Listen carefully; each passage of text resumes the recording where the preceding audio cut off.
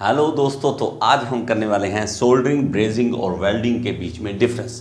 देखिए, तीनों प्रोसेस में बहुत ज़्यादा डिफरेंस है, तो वो आज हम समझेंगे। एक एक पॉइंट पे हम डिस्कस करेंगे। तो शुरू करते हैं। तो हमारे पास सबसे पहले आता है, देखिए, वेल्डिंग, सोल्डरिंग और ब्रेजिंग। तो इस पॉइंट में हम वेल्डिंग के बारे में डिस्कस, फिर सोल्डरिंग और ब्रेजिंग के बारे में।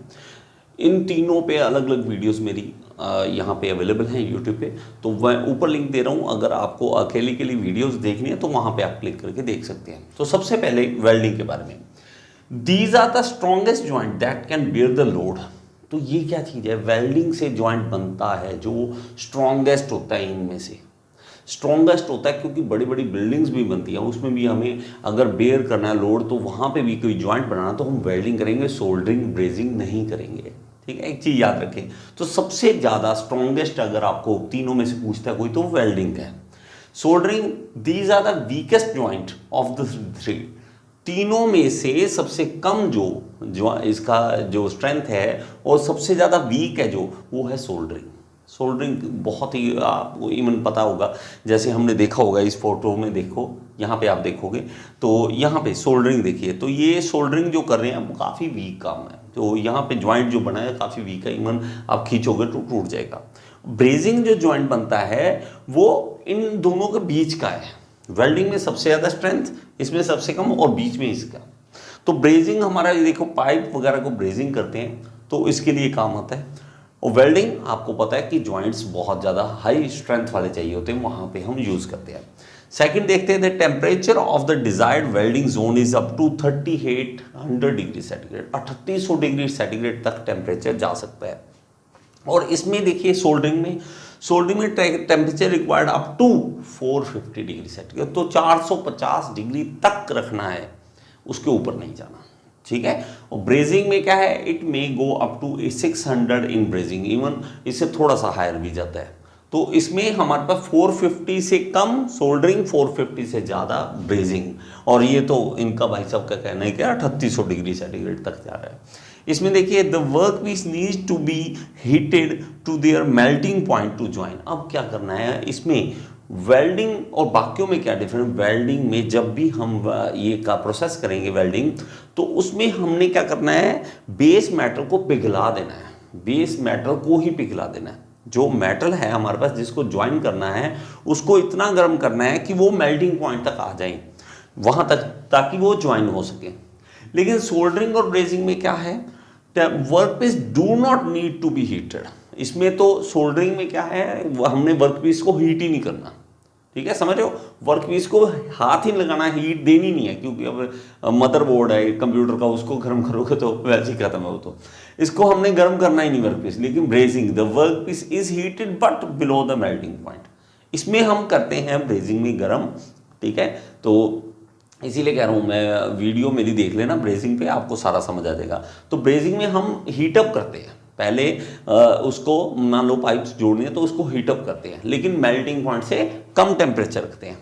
ओके, नेक्स्ट देखते हैं। नेक्स्ट है हमारे पास fourth point, the mechanical properties of the base metal may very in the joint space due to heating and cooling. अब देखिए, इसमें मैकेनिकल प्रॉपर्टीज चेंज हो जाती हैं, क्योंकि ज़्यादा गर्म करते हैं, मेल्टिंग पॉइंट तक लेके जाते हैं। तो हमारे पास मान लीजिए आयरन है, तो हायर टेम्परेचर पर लेके जाते हैं, तो उसमें चेंजेस आते हैं मैकेनिकल प्रॉपर्टीज़ के।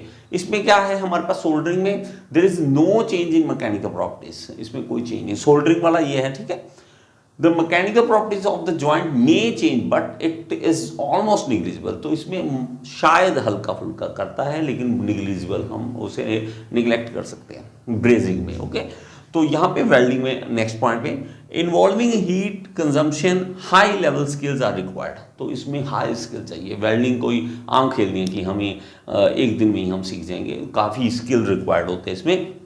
इसमें देखते हैं, the cost involve and skill requirement is very low. तो इसमें सोल्डरिंग बहुत सस्ता इसका सामान मिल जाता है, और इसमें बहुत ज़्यादा आपको स्किल नहीं रिक्वायर। आप एक दो बार प्रैक्टिस करो तो आपको ईजिली आ जाएगा इसका। ओके, सोल्डरिंग का। ब्रेजिंग का क्या है, the cost involve and the skill needed are between the two others.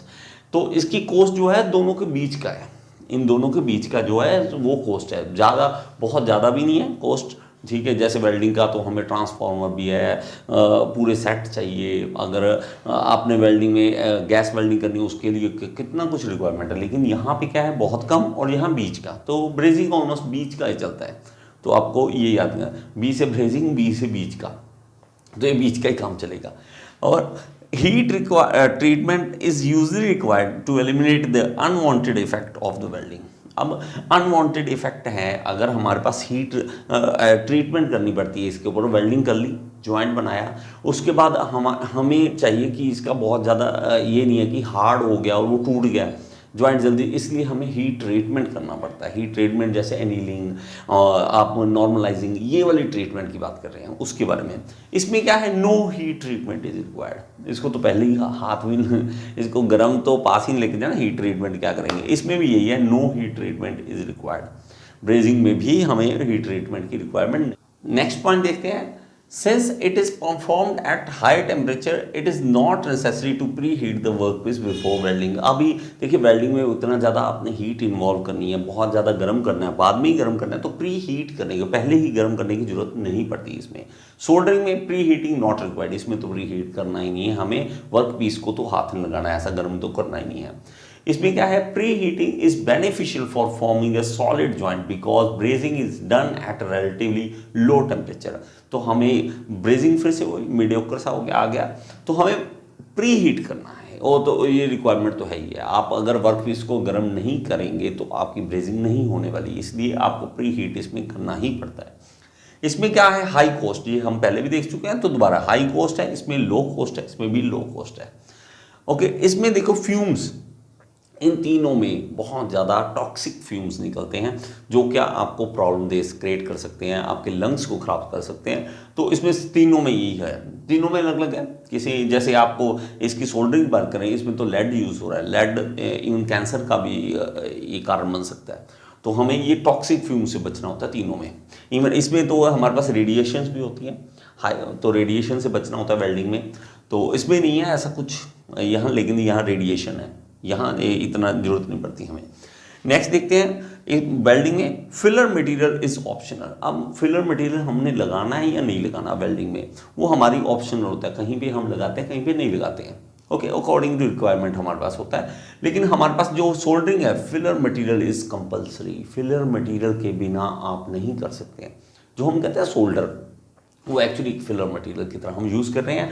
इसी तरह हमारे पास इसमें ब्रेजिंग में भी फिलर मटेरियल इज कंपलसरी, इसमें भी फिलर मटेरियल कंपलसरी है, इसके बिना आप काम नहीं कर सकते हैं। इजी, देखिए फ्लक्स यूज़ इज ऑप्शनल, इसमें भी फ्लक्स जो है वो ऑप्शनल है कि फ्लक्स कहीं पे हम बेयर इलेक्ट्रोड में, एक अकेली इलेक्ट्रोड होती है, हमारे पास कई इलेक्ट्रोड्स आती हैं जो फ्लक्स के साथ आती हैं। और इसमें हमारे पास सोल्डरिंग में क्या है, फ्लक्स रिक्वायर्ड है, और इसमें भी क्या है, हमारे पास फ्लक्स रिक्वायर्ड है। ओके, नेक्स्ट है बेस मेटल फ्यूज्ड। तो इसमें क्या होता है कि हमारे पास बेस मेटल फ्यूज करता है, जो सबसे पहले हमने पढ़ा था कि बेस मेटल तो फ्यूज होगा ही होगा, और इसमें हमारे पास base metal does not fuse, इसमें बेस मेटल फ्यूज नहीं कर सकते। ठीक है, फिर से वही बात, मदरबोर्ड, मोबाइल, इसको अगर फ्यूज कर दोगे तो बनेगा क्या। तो इसमें ब्रेजिंग में भी है, base metal does not fuse, इसमें भी फ्यूज नहीं होता है, बेस मेटल पिघलता नहीं है। नेक्स्ट देखते हैं, नेक्स्ट देखिए, dissimilar metal difficult to weld. अब वेल्डिंग में ये बड़ी प्रॉब्लम आती है कि आप डिसिमिलर मेटल को आपस में वेल्ड नहीं कर सकते, ये बड़ी डिफिकल्टी आती है कि आयरन को आपको मान लीजिए कॉपर के साथ वेल्ड करना है, तो वो बहुत मुश्किल होता है इस चीज़ में। लेकिन इसमें क्या है, dissimilar metal can be joint. Soldering और ब्रेजिंग दोनों में डिसिमिलर मेटल आप ज्वाइन करा सकते हो। ओके, द 14th है last, thin sheet difficult to weld.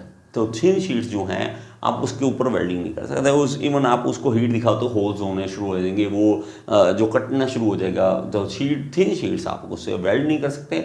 लेकिन हमारे पास सोल्डरिंग और ब्रेजिंग दोनों में थिन शीट्स आप ज्वाइन कर सकते हो। तो कुछ फ़ायदे कुछ नुकसान, कहीं हमें ज़रूरत है, कमी नहीं है, तो वो ही हमने समझाना था।